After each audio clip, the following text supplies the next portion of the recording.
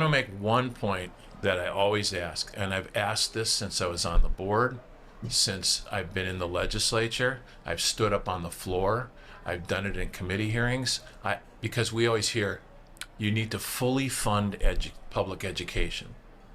So I have stood up and said, what does fully funding education mean? What aren't we funding? Because that's how sometimes we can do things a little bit better, is that if I can understand what we're not funding well.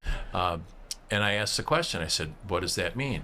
And most of the teachers said, well, you have to fund it so these kids can realize their opportunity. I said, okay, so what is that? Well, you know better than I do. And I said, no.